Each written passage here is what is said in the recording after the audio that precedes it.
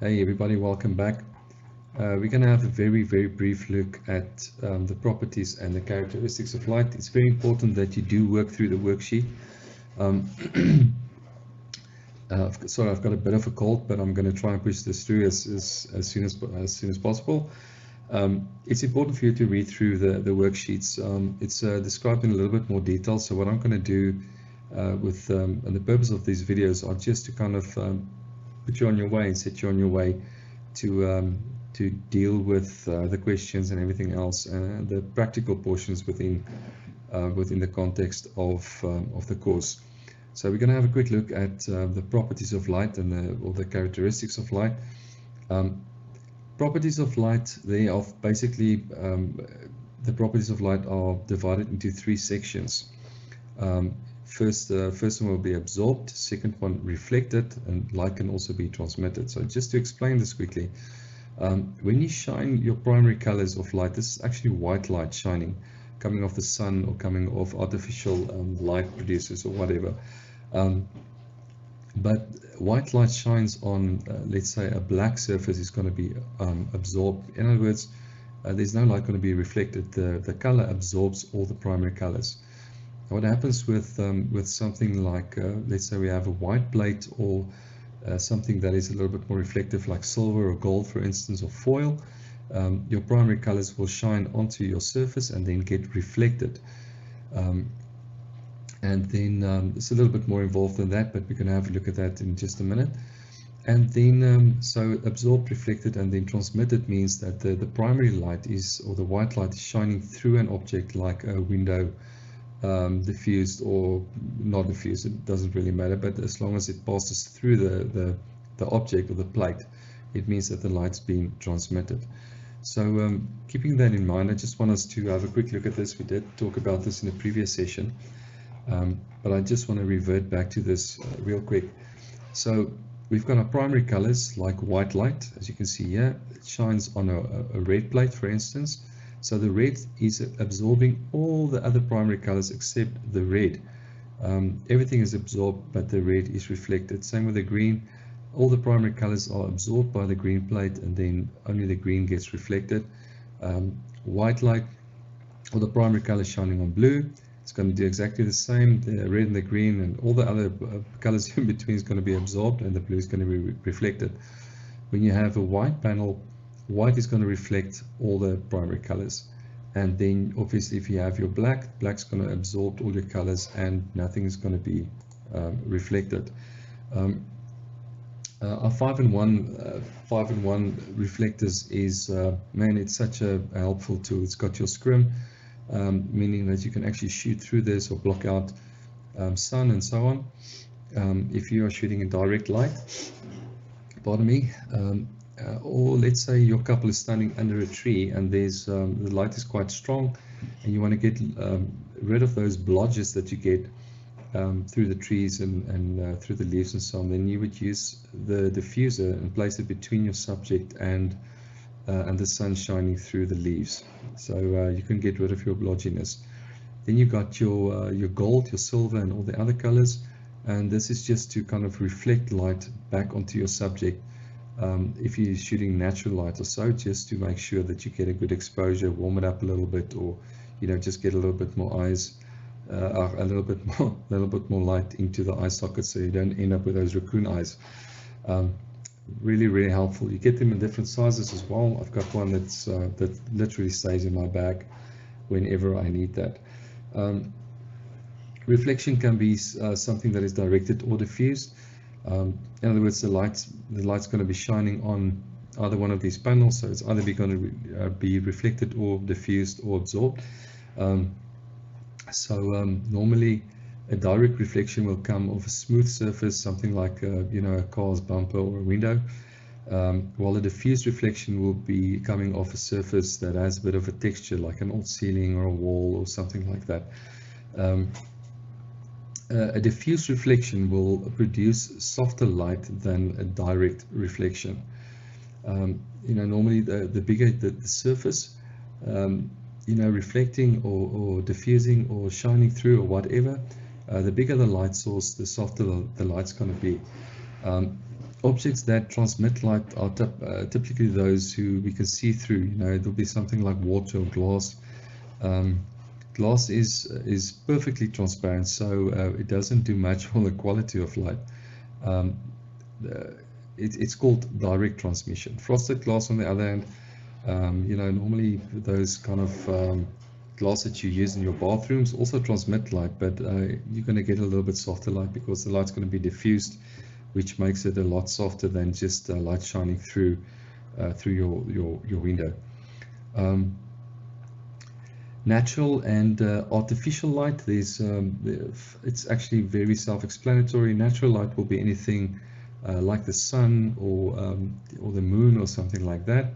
But we can't always just shoot natural light, so what we need to do is we need to add light, and therefore we're going to use a flashlight or a flash or you know, stereo lights or something like this. So this is a very just a brief discussion quickly, and I just want to run you through the different types of light. So light is basically divided into two parts, if I can call it that. It's natural and artificial. We use the artificial light just to kind of, you know, bump up our exposures a little bit if we want to open up a nice well-lit image shot in mid-daylight or at night. Then we're going to use our flashes, and we need a little bit of extra light just to kind of fill in the subject to make it look good. So in this case, this will be no diffusion if you're just using your flashlight. Just looking at the artificial light at the moment, so the sun and the moon will be the natural light. So we're just going to have a look at the flash. All right, so this would be flash with no diffusion. That would be flash with diffusion. There's a variety of different light shapers available, umbrellas and octoboxes and so on, and which also kind of you know, give you a lot better light and softer light to work with. And then obviously your studio lights or your soft boxes like this.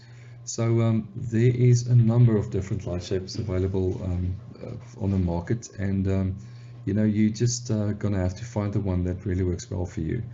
The softbox is just want to show you what it actually does inside, what happens inside the softbox and why we get a nice soft type of light. If you look at the surface of the softbox, for instance, you have to keep into consideration the distance from the front screen all the way back to the light. So if you want to get nice soft light, and this is a great tip, you have to make sure that your flash is far enough from the surface so that the light have enough time to kind of open up to heat the entire surface to give you really, really amazing soft light. Let's have a quick look at you know, what the softbox looks like on the inside, just to give you an idea of what's happening on the inside. So you've got your stand, and then your flash or studio light that's on the inside. So it goes into the softbox. There's the outside of the softbox. On the inside, it's got another an additional diffuser. They call it an interior baffle. Normally, you know, most photographers take that out to remove it if they want a little bit more light. But you've got the baffle inside, and what that does is the light obviously fires and then reflects into all the directions. And but look at the surface span that it actually covers on the interior baffle. And the purpose of the baffle is to even soften out that light a little bit more, to give you a wider spread of light, to make sure that the light coming from here, from your flashlight, is opening up enough so that it actually hits the entire surface of the front diffusion face, which is going to give you amazing soft light. So it's not really brain surgery, but it's kind of important to understand how this works and why you would remove that.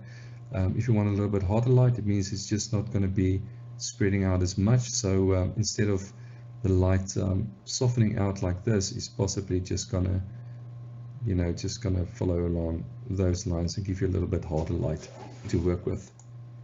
Then just the basic difference between hard light and soft light. Hard light will always create hard shadows. If you can see just around the pen here, there's hard shadows underneath the book as well. And then your soft light will create softer shadows. So if you can see that entire feel and the look of this image is a lot softer than, for instance, in the first example. So hard light is normally caused by a small directional light source, like the sun, you know, or something smaller that's closer.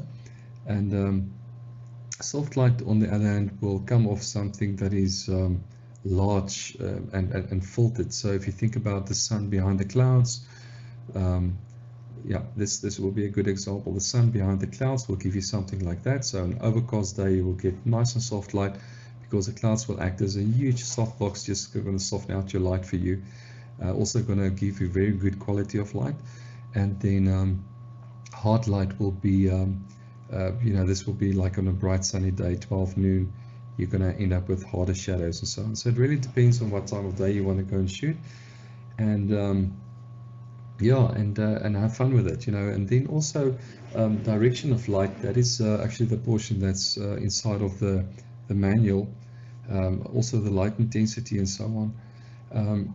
You know, direction of light is plays a huge role in how you perceive the image. You know, for instance, if you had a person standing here and she had a flashlight, like telling ghost stories around the campfire, the light shining from underneath or below the chin, it just doesn't look right. It looks unnatural and scary, you know. And in the same way, wherever you're going to place your light is going to determine, it's going to tell a totally different story. If the light's coming from here, the story is going to be different than it's going to tell when the light comes from that angle, for instance. So it's very important to take note and to make sure that your light direction is appropriate for the type of shoot that you are doing.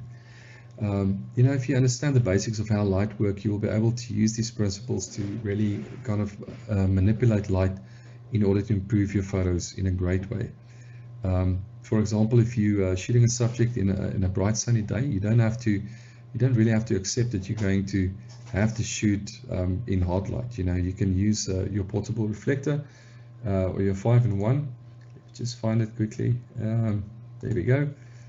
You can use this, your diffuser, and or the scrim, and kind of soften out your light. So you don't have to accept that the light outside, available light, is the only light that you're going to be able to use. You can reflect, you can bounce, you can shoot through, and you know, just give your shot a totally different look and feel. Yeah, this is we're getting to the interesting stuff now. So we're very excited about that. And yeah, so just it's something to take home, something to remember, is that this portion of your 5-in-1, I know I'm putting a lot of emphasis on this, but I'm really using this a lot. The scrim is a great tool to kind of, it also reflects a bit of light if you really get it close to your subject, but shooting through this or diffusing light, even if you put your flash somewhere around here and you know, just far enough so that it opens up, the light opens up enough to kind of fit the entire surface, then the light coming off your diffuser is really amazing. Hope this helps. So yeah, have fun with it. So please don't forget to do the worksheet. There's a couple of questions that you need to answer, and remember to also print that out and put it in a file, just to keep it handy for yourself for future reference and so on. Wonderful. Thanks for tuning in, and we're looking forward to seeing you at the next section.